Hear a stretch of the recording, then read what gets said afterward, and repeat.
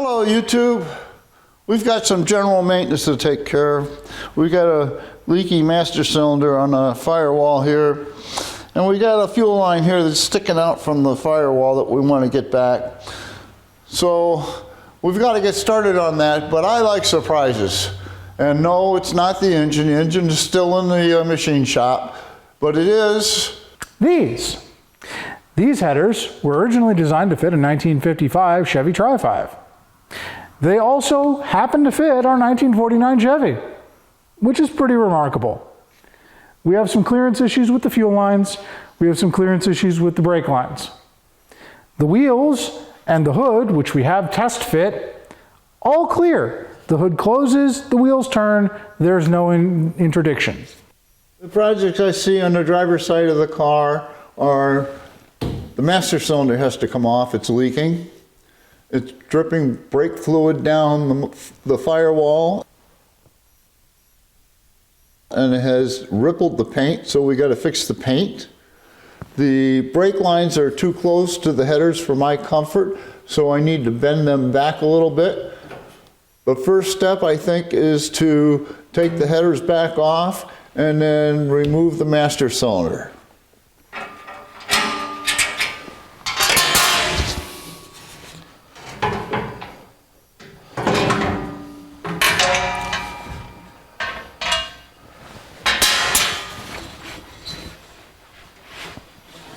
Off it comes. Last bolt.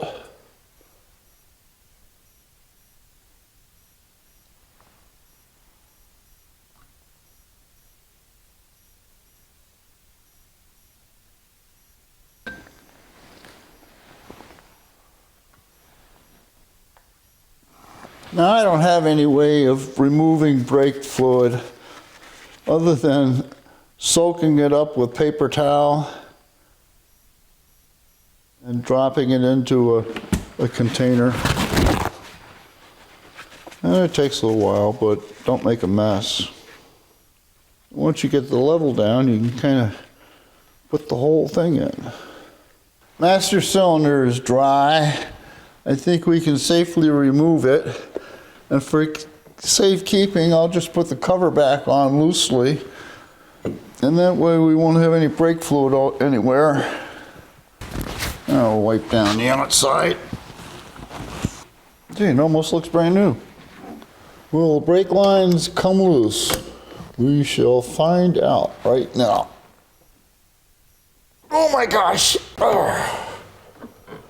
Well, there wasn't a roll bar in this car when I put the brakes in. I'm going to take the swing out bar out just so I have a little better access to that pedal.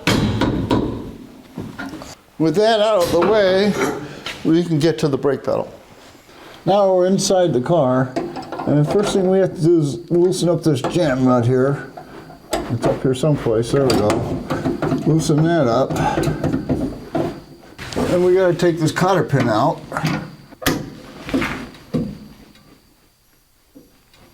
Oh, ouch. Take the pin out.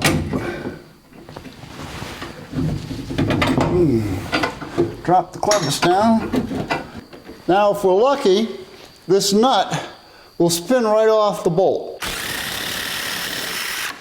It did.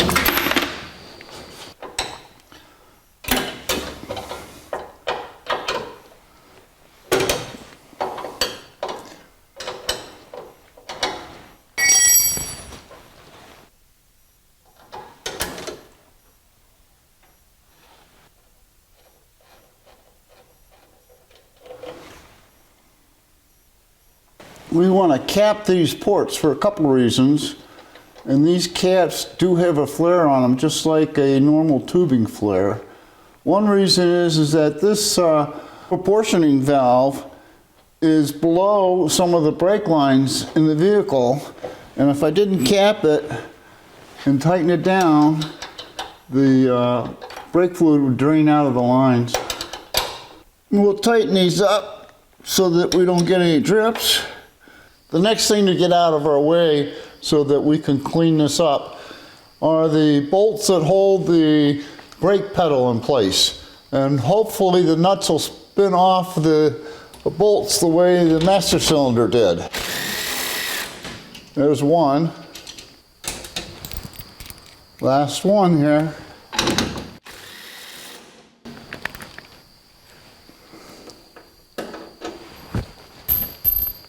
And we'll pull the brake assembly out.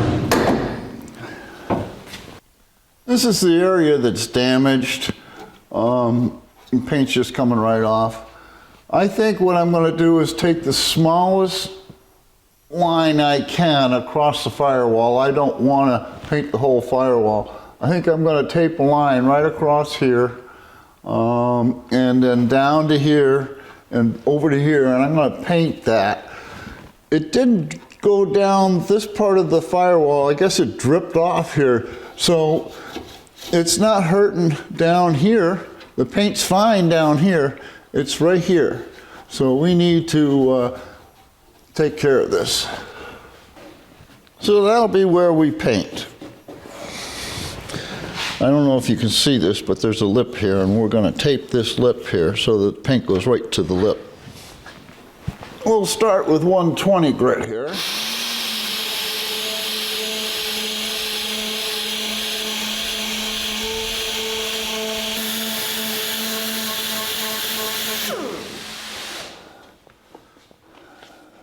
We'll graduate to 180.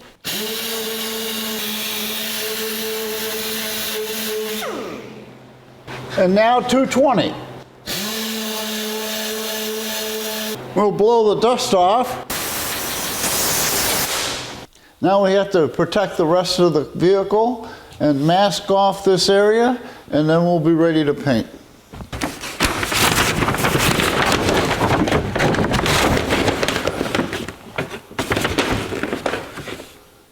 Three coats of primer.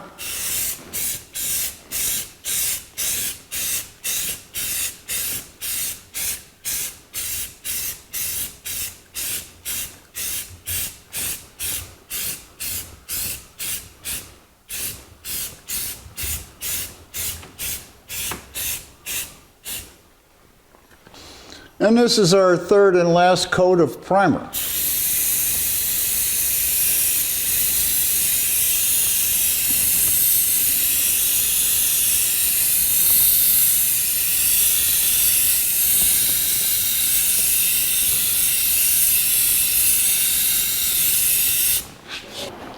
Okay, the can says we have to wait 30 minutes before we put a top coat on that. They wanted us to wait a half hour before we put a top coat on this, and it has been a half hour. So now we're going to put a top coat on.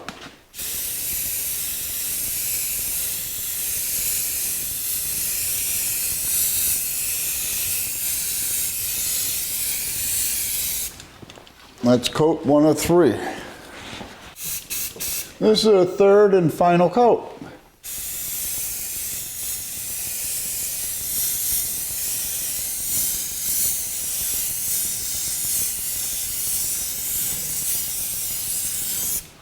We'll let that sit a little bit and we'll pull the tape off.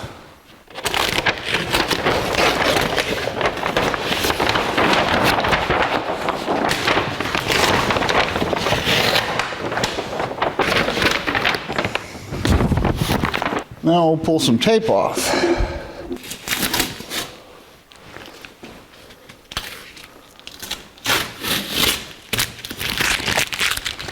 So the only hard line we have in the paint is this one right here, because this is up against the seam here, and that's up against the seam there, and that's up against the edge there. And once this dries, it should come up the same color as this, because it's the same paint. As you can see, on this side, we have a problem with the fuel line being too close to the header. So what I think we should do is pull that fuel line back to the firewall. But I think we should also take this fuel regulator and move it over a little bit and take advantage of the fact that the header comes away from the firewall out here as you go away from the block. So if we move this fuel regulator down a little bit and out a little bit, we'll gain a little space. And I think that's a good thing. And then I think we should run these wires inside a heat shield that also encompasses the fuel lines. So the plan is to move this fuel regulator over a little bit, which means I'm going to have a hole in the firewall, but it's a nut welded on the other side, so I'll just put a bolt through it, so that'll fix the hole.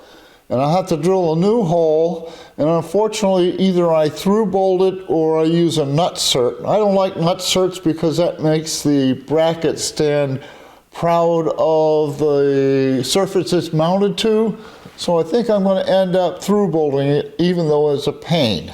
We move this down here, we take these hoses, clamp them to the firewall, we take this line and run it next to the fuel line, and we put a heat shield over the top of both of them. So I think that's the way to go.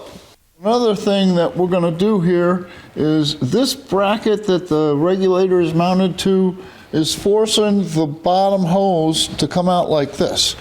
If we take some of the bend out of this bracket, then the hose will tilt more towards the firewall, and that'll be a more natural lay for that hose. So let's get this bracket off the fuel regulator. We'll take this bracket, put it in the vise, and take some of the bend out of it.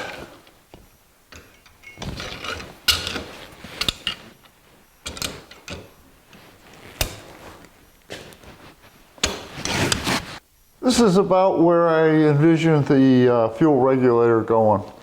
It's about 4.5 inches over from where it was, but only down about an inch, inch and a half. I don't want to put the fuel regulator any closer to the header. I don't want to have to put a heat shield around the fuel regulator.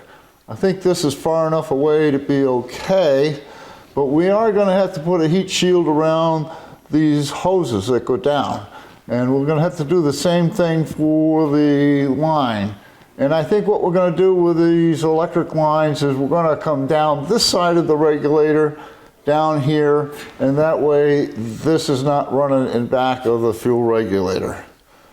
And it's inside the heat shield. I've been looking at this, man. You know, I just don't like the idea of the power and the fuel lines running in the same heat shield. So I think what I'm going to do is make this more complicated than what it was. I think what I'm going to do is reroute, disconnect, and reroute this electrical line inside the car. I'll take it back inside the car right here, and it will be out of the way, and we can come out right down here away from all the exhaust, and then all we have to do is put the fuel regulator wherever we want it, and I think that's a good idea. I think that's pretty much where I'm going to put it, right there. And that's about 4.5 inches over and an inch or so down. And I think that's far enough away from the header. And I have another change in plans. I was going to put this over here, and it looked pretty good there. It's nice and far away from the header, but then I realized the lines are running parallel with the header tube for a good 8 inches, and that's no good. If I leave it where it was, the fuel lines are vertical, and it's only a very short area that the fuel lines are exposed to the header. So I'm actually going to put this back where it was and just clamp these lines to the firewall and put a heat shield here. I'm going to put a line clamp right here on the firewall to hold that line back like that. What I have to do is mark that location because that's right where I want it. So it looks like now we have to remove the header so that we have access to the spot where we're going to drill the hole to hold that fuel line clamp. we have to take the fuel regulator out of the way so we can drill the hole for that clamp. Now we can get to where we got to drill the hole. This is the line that I drew between the two fuel lines, and I want the clamp this far down, so we'll put a punch mark right there.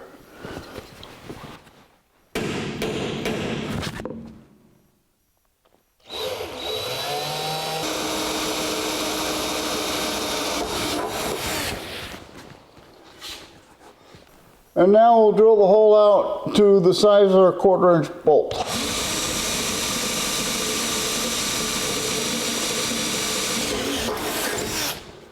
We'll pull our tape off.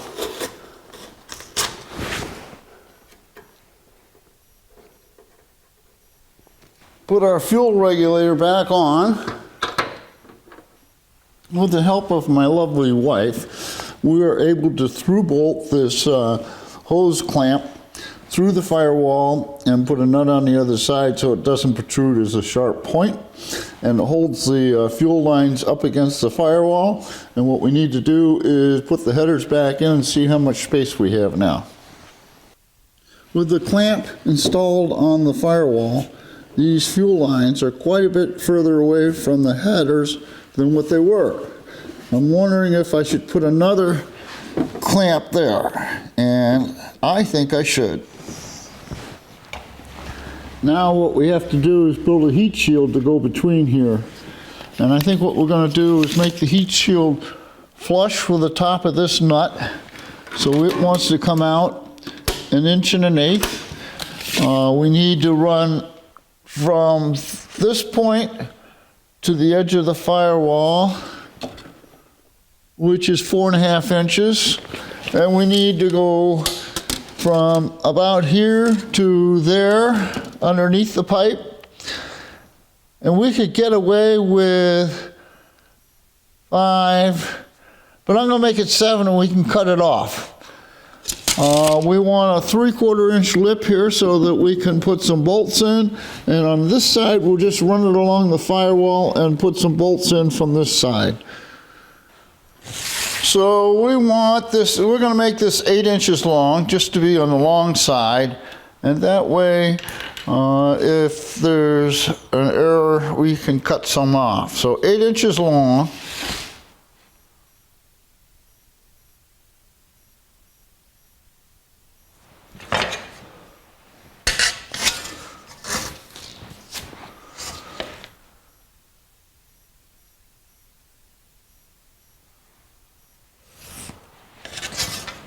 And now what we have to do is figure out how wide the piece needs to be to make all the bends.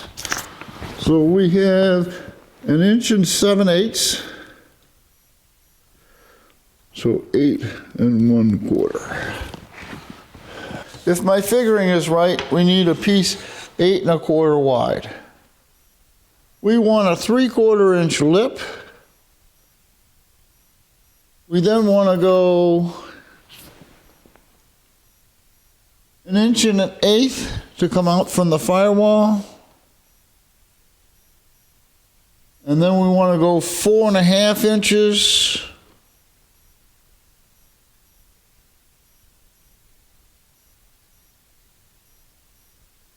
And then 1 7/8, which is what we have. And that's perfect.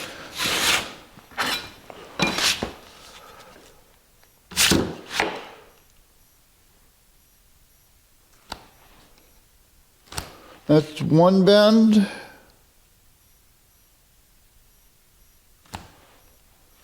That's another bend.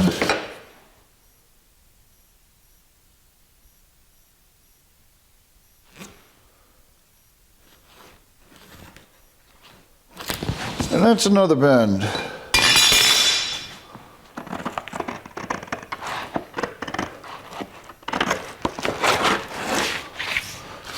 And then we'll go bend it up. I think the first bend we'll make is the bend that goes back to the firewall. And we got to do it this way.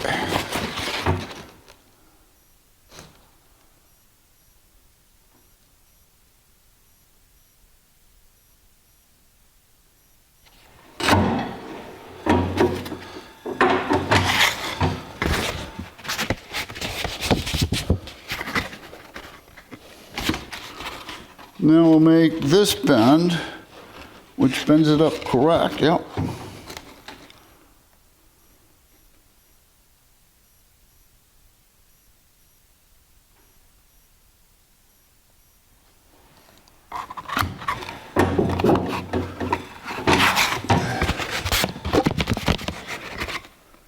And finally, we want to make that bend. How do we make that bend?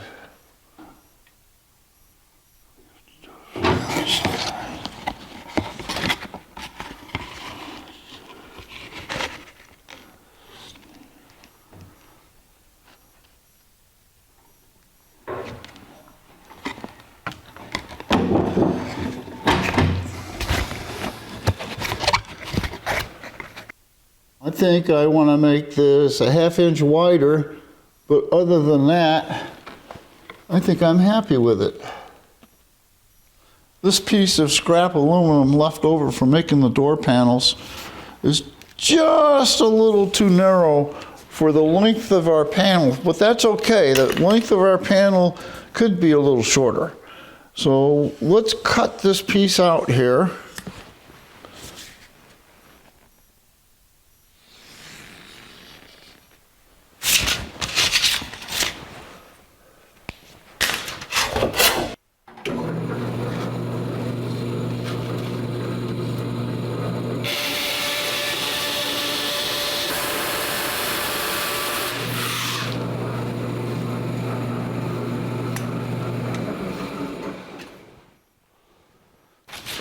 Let's mark off our bends, and we'll use our pattern for that. And we got one bend right there, we got another bend right there, and we got another bend right there, and let's go make those bends. We'll make this little bend first.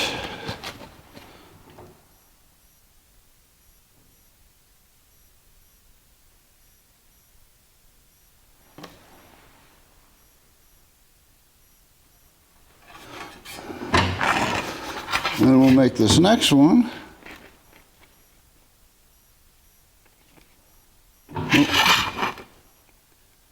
And we gotta go this way.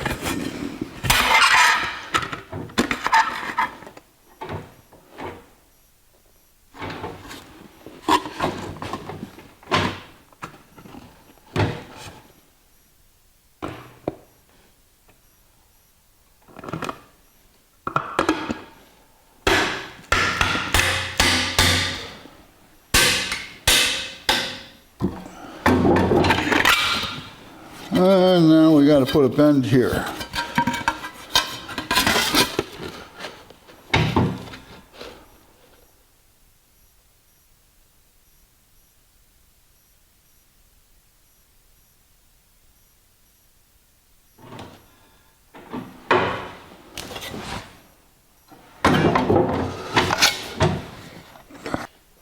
This is what it looks like if we put it in here like that.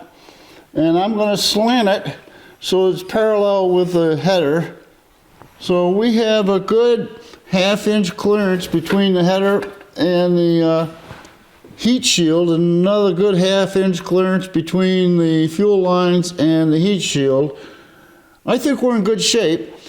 I'm going to make a modification though. I'm going to cut it off here and run it diagonally to the far corner.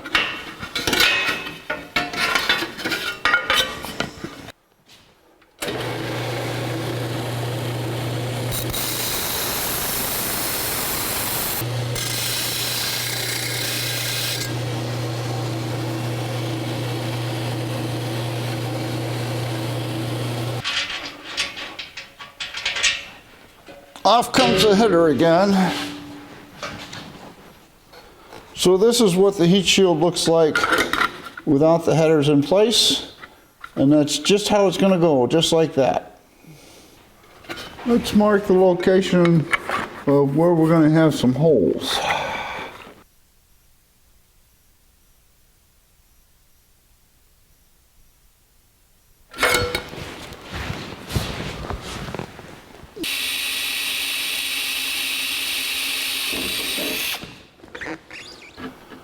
And we're going to push that as far forward as we can.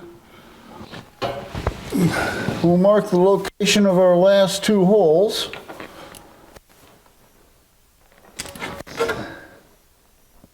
Okay.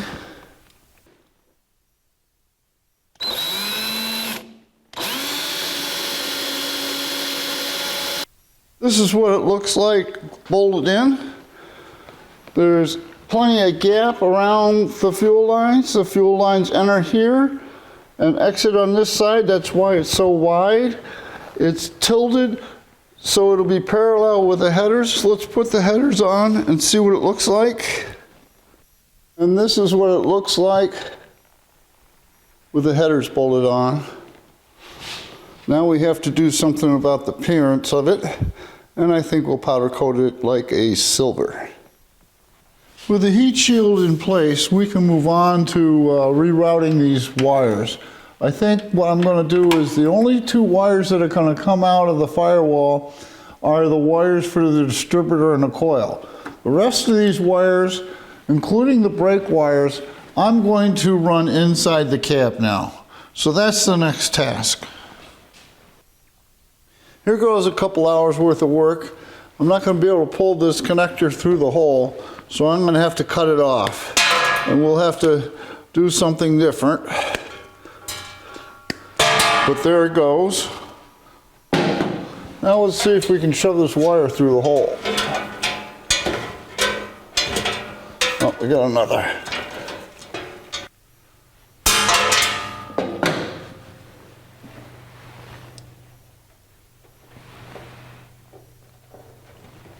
Okay. So now we're down to 2 wires coming out of the firewall. This one is for the coil, and this one is for the distributor pickup. The rest of the wires we're going to run inside the cab. We've got a little bit of a mess inside here now with this wire. This piece of the firewall here was put there because the stock exhaust manifold came back here and I needed room for it. There's nothing there anymore with the Fender well headers. So I'm going to drill myself a hole right here, and that's right above the frame, and we can run these wires right along the frame. So that's what we're going to do next. What I'm using is a step drill, and I have to get to the right diameter for the grommet. We got a ways to go yet.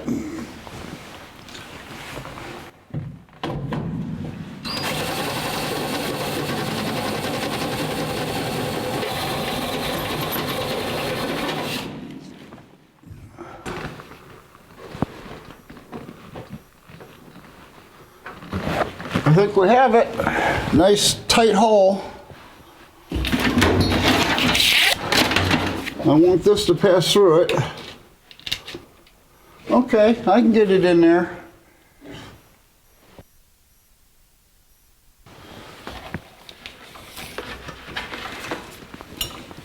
That's the way that's going to go. Now we got to put the loom on the top of it.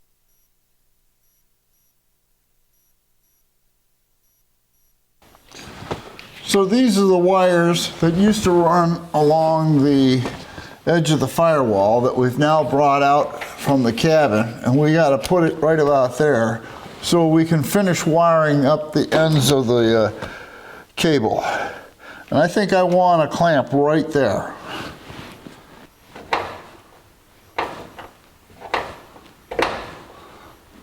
Okay, now this pink wire is the trans brake, which is this pink wire.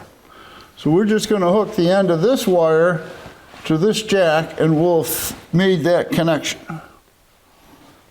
It may not look it, but we are making progress. We've got the wire harness coming out of the vehicle along the frame. We've got a lead for our starter solenoid. We have power for the starter. We have a lead for our trans brake. And we have a lead for power for the vehicle.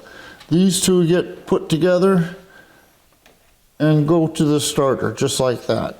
So what's left is on the outside of the frame. Let's move out there. This is the power feed for inside the cabin. That's like brake lights and gauges, and this also powers the MSD. But we have to put a new end on there. Let's strip it. And we'll slide on some heat shrink. Put a connector on there. Crimp it.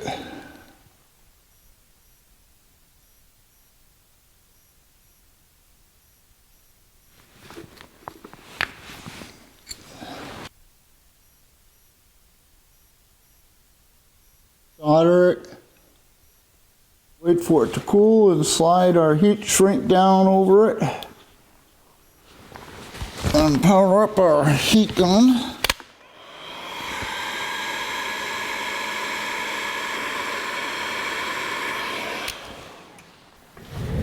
We'll put our nut on.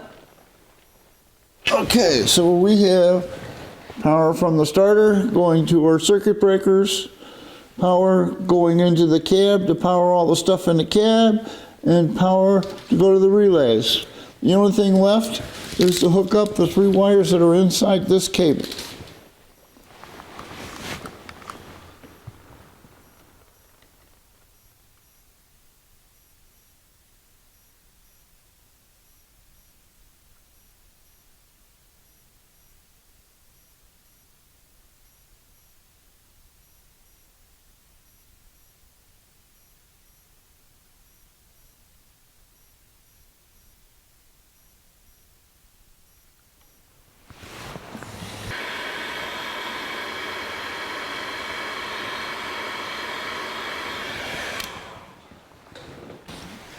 This is the last connection we have to make. We have to connect these 2 wires.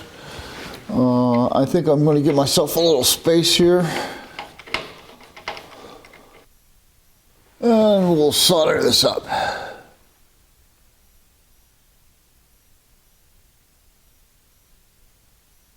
Nice solder joint. Slide our heat shrink down over our connection. Bring the heat gun in to seal up our connection here.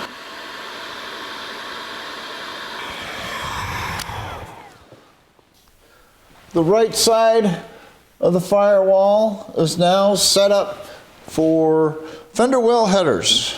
Now we got to do the left side. Now that we have the wiring to the right front done, we have to do something about these wires.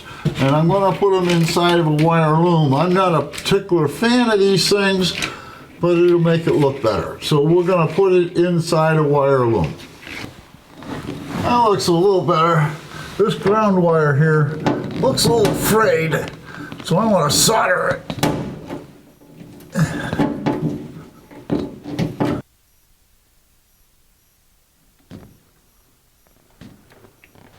Okay, that cleans up the inside so far as the right side wiring and the wiring going up the firewall.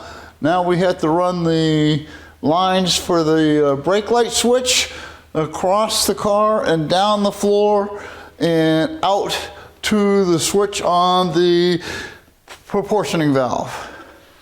We have this convenient roll bar that runs across the car that we can use to run the power lines for the stoplight on and get it to the far side of the car. I'm going to bring the wires for the brake light out right here. So we need a hole for the grommet that will protect the wires coming through the firewall. Let's see if we can put this grommet in.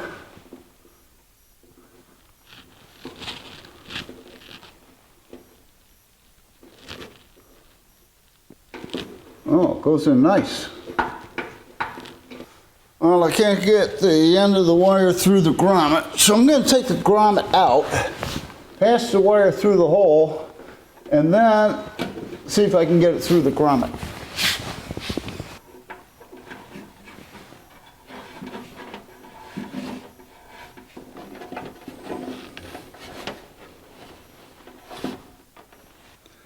Now let's see if we can get the connections through the grommet.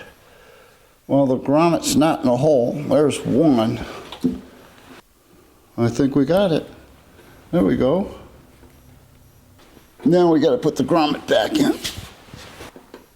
Done. And we got to run down here to, we'll put a couple wire ties around here.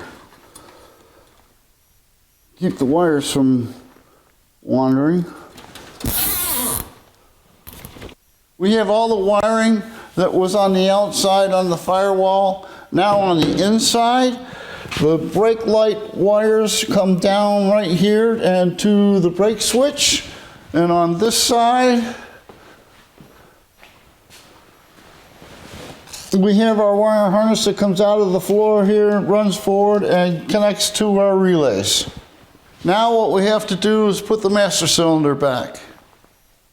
With the help of my wife, we're going to put the brake pedal assembly back in so we can put the master cylinder back in so that we can make new lines so that they clear the headers. So the first step is to put the brake pedal in. Start at the top driver's side. Tell me when you're ready. I'm ready.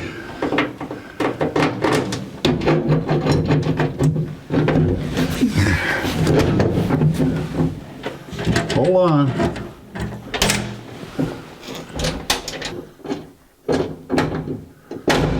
Okay, gotcha.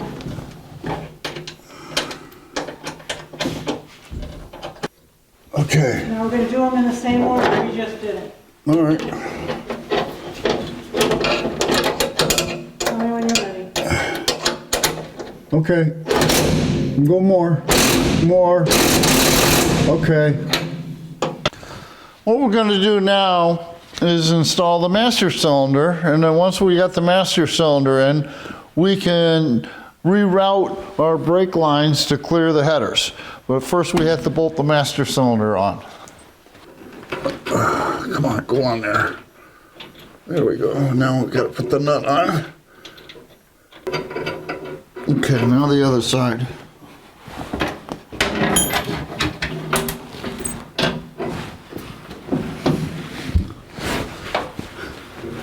Okay, all right, here we go. I'm going to do the other one before. Let's do the other one just in case. This is drew up. Are you ready? Yeah.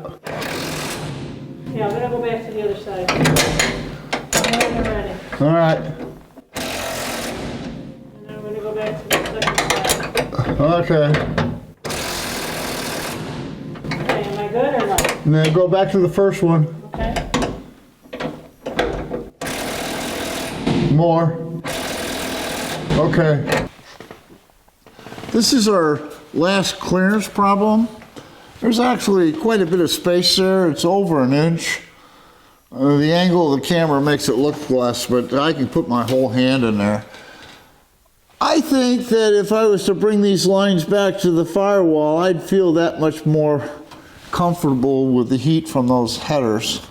And I think we can bend these original lines to do that. I think we have to put a little bend here and a little bend there. Let's do one line at a time. So what we want is this line to go to the firewall. So if I put a bend in it like this, it should go to the firewall. The same thing with this line right here. I'll put in a bend like that, and we'll see if we come closer to the firewall. So a little bend here to bring it to the firewall. A little bend here to bring it to the firewall. Let's try that. It seems to have done just the opposite of what we wanted. We want to go that way. Let's bend it the other way.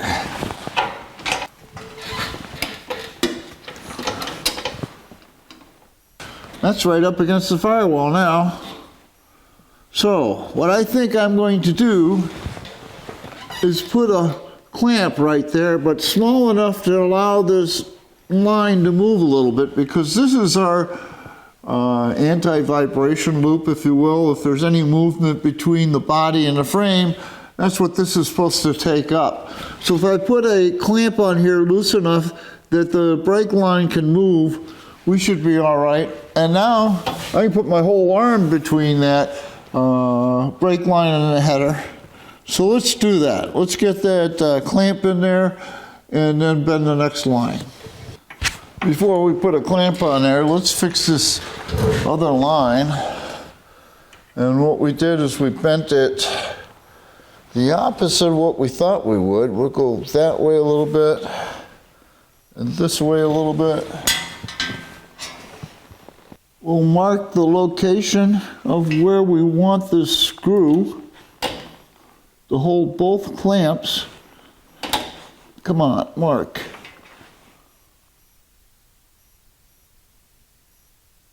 Okay. Now we have to drill. And unfortunately, it means taking everything apart so that you can get to it to drill it. So off comes the brake lines, off comes the header, and now we can drill that hole. Okay, we have our two lines in finger tight, and now we're going to try to put these clamps on.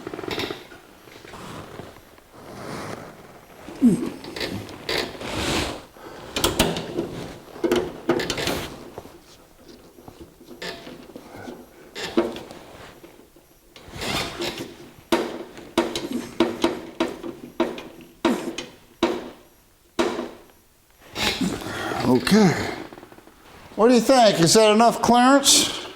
Let's take a close look. I think we have plenty of clearance there.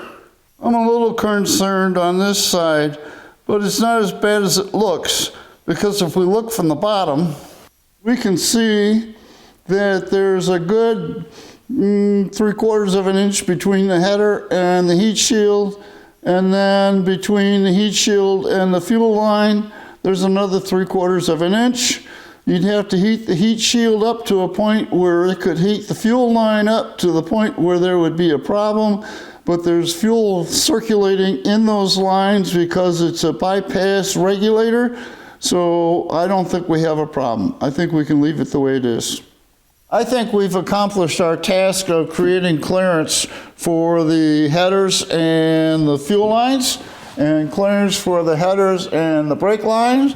We took the wiring harness that was on the outside of the firewall and put it on the inside so it can't be affected by the headers. So all in all, I think we did what we needed to do. If you enjoyed this video, there will be more.